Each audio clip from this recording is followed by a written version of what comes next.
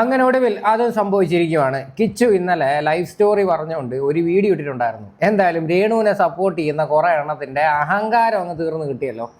ഞങ്ങളിത് ആക്ച്വലി പ്രതീക്ഷിച്ചിരിക്കുമായിരുന്നു, എന്നെങ്കിലും ഒരിക്കൽ അവൻ വാ തുറക്കുമെന്ന്. പക്ഷേ ഇടയ്ക്കൊക്കെ ഞങ്ങൾക്ക് ആക്ച്വലി കൺഫ്യൂസ്ഡ് ആയിട്ടുണ്ടായിരുന്നു. കാര്യം രേണു പലയിടത്തും ചെന്നിട്ട് കിച്ചു വിളിച്ചു, ഇതാ വിളിച്ചിട്ട് വെച്ചതേ ഉള്ളൂ അതായതാന്നൊക്കെ. പിന്നെ ഇവരുടെ ഇൻ്റർവ്യൂസ് എടുക്കാൻ പോകുന്ന ആൾക്കാർ തന്നെ പേഴ്സണലി പറഞ്ഞിട്ടുണ്ട്, കിച്ചു വിളിച്ചിട്ട് ഇതണക്ക് ചെറിയ പൈസയൊക്കെ ചോദിക്കാറുണ്ട്, അത് രേണു അയച്ചു കൊടുക്കുന്നതും കാണാമെന്ന് കുറേ ആൾക്കാർ എൻ്റെ അടുത്ത് പറഞ്ഞിട്ടുമുണ്ട്. അപ്പോൾ നമ്മൾ വിചാരിച്ചു ഓക്കെ, എന്തായാലും വേറെ സീനൊന്നും ഇല്ലാതെ അവർ പൊയ്ക്കൊണ്ടിരിക്കുകയാണ്. പക്ഷേ തമ്മിൽ എന്തൊക്കെയോ പ്രശ്നങ്ങളുണ്ട് എന്ന് നമുക്കെല്ലാവർക്കും അറിയാവുന്നതാണ്. പക്ഷേ ഇതൊന്നും വെളിയിൽ വരുന്നില്ല. എന്തായാലും കിച്ചുവിൻ്റെ ഭാഗത്ത് നിന്ന് ഇന്നലെ ഒരു എക്സ്പ്ലനേഷനൊക്കെ വന്നിട്ടുണ്ട്. അതായത് ഈ രേണുവിൻ്റെ ഫാമിലിയും ഈ കിച്ചുവിനോടൊക്കെ കാണിക്കുന്ന ഒരു അകൽച്ചയുണ്ടല്ലോ, അതെന്താണെന്ന് ആ പയ്യൻ വളരെ വ്യക്തമായിട്ട് പറയുന്നുണ്ട്. കാര്യം കുറേ കാര്യങ്ങൾ അവ ഹൈഡ് ചെയ്യുന്നുണ്ടെങ്കിലും അവൻ്റെ ഫേസിൽ നിന്നും സംസാരത്തിൽ നിന്നും നമുക്കത് മനസ്സിലാക്കാന്നേ ഉള്ളൂ. ഞാനിവിടെ ആദ്യം കിച്ചു പറഞ്ഞേക്കുന്ന കുറച്ച് കാര്യങ്ങൾ ഞാനിവിടെ കേൾപ്പിക്കാം. അതായത് വെക്കേഷൻ ആ ടൈമിൽ ഞങ്ങൾ എറണാകുളത്ത് നിൽക്കുക, ഷൂട്ട് കാര്യങ്ങളൊക്കെ ആയിട്ട്. ഇങ്ങനെ എറണാകുളത്ത് നിൽക്കുന്നു, കുറേ നാൾ എറണാകുളത്ത് തന്നെ ഇങ്ങനെ നിൽക്കുക. അപ്പോഴത്തേക്കും ഒരു ദിവസം ഒരു വീഡിയോ കോളിൽ ഇപ്പം കാണുന്ന അമ്മയില്ലേ, രേണുസുതി,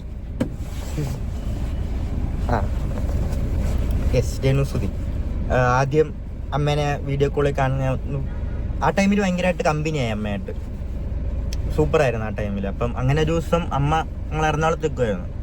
ആദ്യം ഞാൻ കാണാൻ വന്ന് ഇങ്ങനെ കണ്ട് ഭയങ്കരമായിട്ട് കമ്പനിയായി, മനസ്സിലായി, അങ്ങനെ ഒരു ഭയങ്കര കമ്പനിയായി. ഇങ്ങനെ ഒരു ഇതില്ല, ഇങ്ങനെ കമ്പനിയായി.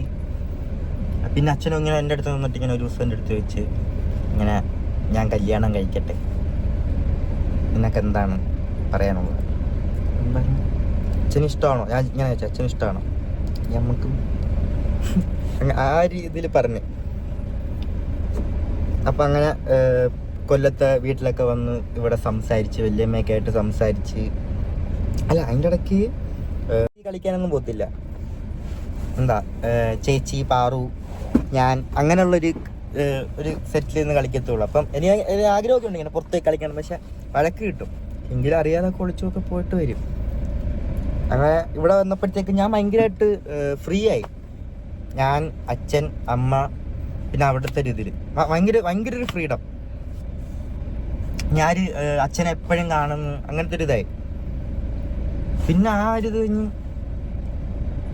ഞങ്ങൾ കോട്ടയത്ത് നിൽക്കുന്നു. കുറച്ച് കഴിഞ്ഞപ്പോഴത്തേക്കും എന്തൊക്കെയോ എന്തോ എല്ലാവരും ഇങ്ങനെ കോട്ടയത്ത് വന്ന് ആദ്യമൊക്കെ സെറ്റപ്പ്, പിന്നെ അങ്ങോട്ട് പോവാ എന്തൊക്കെയോ ഇതാണ്.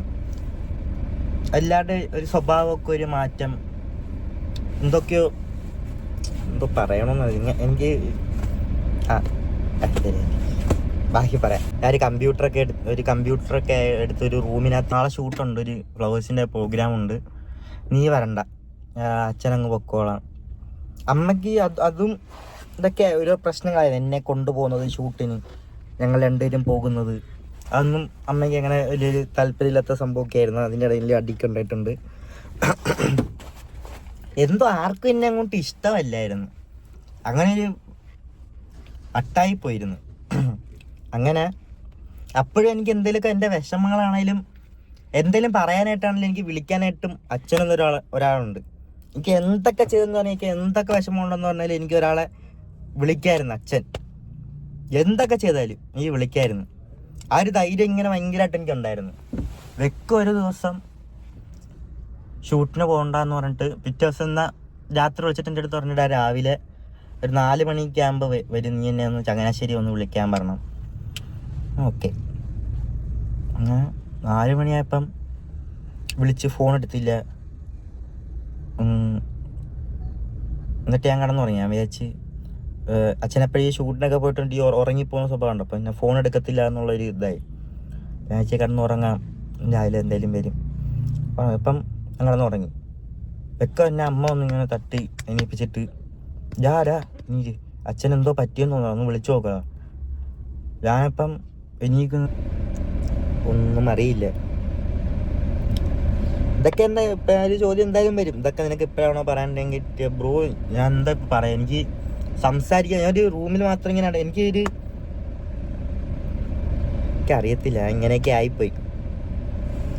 എന്തോ ഇപ്പൊ പറയാനൊക്കെ തോന്നി ഇങ്ങനത്തെ കാര്യങ്ങൾ. എൻ്റെ ലൈഫ് സ്റ്റോറി എനിക്ക് ഇങ്ങനെ പറയണമെന്നുണ്ടായിരുന്നു. ഇതൊക്കെ കേട്ടിട്ട് ചിലവർക്ക് എന്നോട് എന്താണ് ഒരു ഇഷ്ടമൊക്കെ കുറയാൻ പോവാം. എന്നെ സപ്പോർട്ട് ചെയ്യുന്നവർ എപ്പോഴും ഇതുപോലെ സപ്പോർട്ട് ചെയ്യാൻ. എന്താവുമെന്ന് അറിയത്തില്ല അങ്ങോട്ട്. എന്തായാലും നോക്കാം. ഞാൻ ഇപ്പം ഓക്കെയാണ്. ഒരു കാര്യമില്ല. ഞാൻ കൊല്ലത്ത് ഹാപ്പി ആയിട്ട് ഇപ്പോൾ പോവുക. പിന്നെ അമ്മയുടെ കാര്യം ഇപ്പം നോക്കുകയാണെങ്കിൽ അമ്മ അങ്ങനെ പോകുന്നത് എനിക്ക് എന്താ ഞാൻ ഇപ്പം മനസ്സിലായില്ല. ആ ഒരു കണക്ഷനാണ് ഞങ്ങൾ. അമ്മ വിളിക്കുന്ന വെച്ചാൽ അമ്മ എന്തെങ്കിലും അമ്മയുടെ കാര്യത്തിന് എന്തെങ്കിലുമൊക്കെ ഒരു കണക്ഷൻ ഇല്ല അങ്ങനെ ഞങ്ങൾ തമ്മിൽ. എന്തെങ്കിലും ഒരു ആവശ്യം അങ്ങനത്തെ ഒരു ഇത് മാത്രമേ ഉള്ളൂ. ലൈഫിൽ അവൻ ഫേസ് ചെയ്യുന്നതിൻ്റെ എക്സ്ട്രീം പോയി. ഇനി അവൻ അനുഭവിക്കാനൊന്നുമില്ല അവൻ്റെ ലൈഫിൽ. സ്വന്തം അച്ഛൻ മരിച്ചു കിടന്ന സമയത്ത് പോലും അതിനകത്തൂടെ കൈയിട്ട് വരാൻ വേണ്ടി നോക്കുന്നു. അങ്ങനെ കുറേ നാറികൾ. എന്തായാലും ഇത്രയാണ് കിച്ചുവിൻ്റെ വിഷയങ്ങൾ. അതുകൊണ്ട് രേണുസുതി ഇതൊക്കെ കാണുന്നുണ്ടെങ്കിൽ എന്തെങ്കിലും മറുപടി തന്നാൽ വളരെ നന്നായിരിക്കും. ഇടയ്ക്കിടയ്ക്ക് പോയി അവൻ്റെ താഴെ പോയി കമൻറ്റ് ബോക്സിൽ എൻ്റെ മകൻ അയ്യോ കിച്ചു എന്നൊക്കെ പറഞ്ഞിട്ട് ഇട്ടിട്ടൊന്നും ഒരു കാര്യമില്ല. നാട്ടുകാരുടെ കണ്ണിൽ പൊടിയിടാൻ വേണ്ടി കാണിക്കുന്ന പരിപാടിയാണെന്ന് സാമാന്യ ബോധമുള്ളവർക്ക് അത് മനസ്സിലാക്കാനേ ഉള്ളൂ. എന്നാലും ഇത്രയൊക്കെയാണ് സംഭവങ്ങൾ. ഇതിനെക്കുറിച്ച് നിങ്ങളുടെയൊക്കെ അഭിപ്രായങ്ങൾ എന്താണെന്ന് വെച്ചാൽ നിങ്ങൾ തീർച്ചയായിട്ടും കമൻറ്റ് ചെയ്യും.